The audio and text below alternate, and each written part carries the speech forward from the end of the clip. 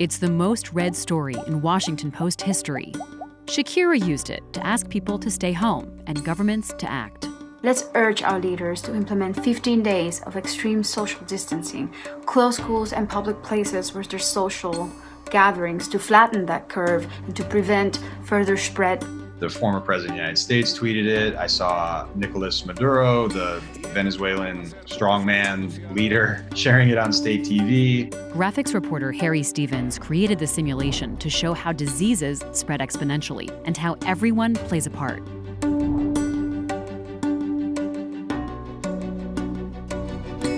I'm at home, you're at home, our engineer Billy's at home. We're social distancing.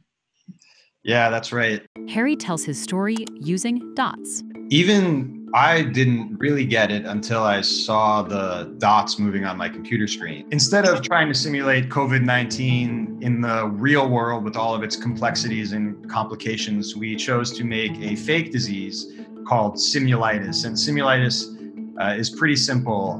Whenever a sick person touches a healthy person, the healthy person gets sick, which of course is not like COVID-19. You won't always get sick if you come into contact with an infected person, but just to keep things simple, we made it that way. And also everybody who gets simulitis eventually recovers from it. And if this were COVID-19, some of those dots would be disappearing. That's exactly right. Simulitis doesn't kill, COVID-19 does.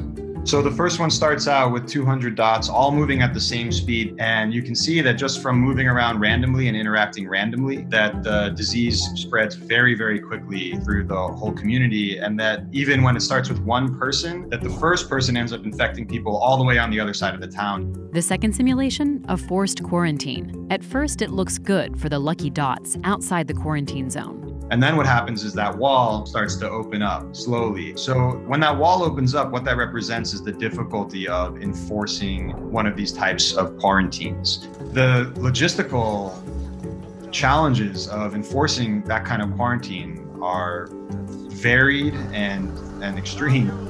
So what happens if most people adopt social distancing? No quarantine, no walls. It's just you tell 3/4 of the dots or 3/4 of the people in town to just stay still. And the other quarter is moving, but the disease suddenly gets stopped, right? So the sick dot might be moving around and it might infect somebody who's still, but then that person who's still can't move around and infect other dots. And just by asking 3/4 of the dots to remain still, suddenly the virus spreads much slower. So then I just ask, half of the people that were moving before to stop moving. So now only 1/8 of the town is moving.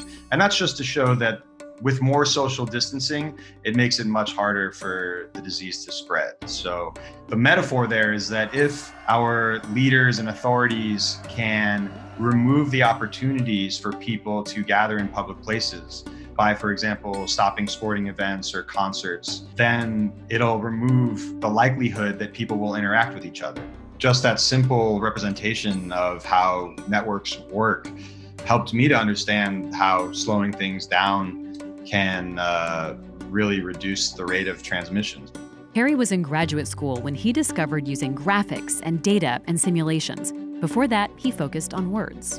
I didn't actually know that this was a job, but I went to journalism school and there was a class on data visualization. So I took that class and I just kind of got hooked after that.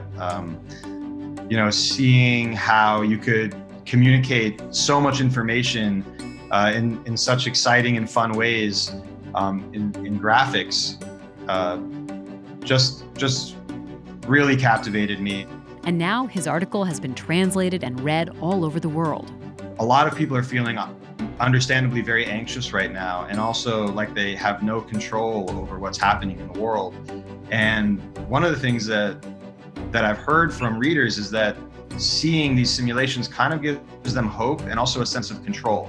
Like, if I'm one of those dots on the screen, there's something that I can do to change my own behavior to improve the situation for everybody. And that thing that I have to do is pretty simple. It's just to not move around.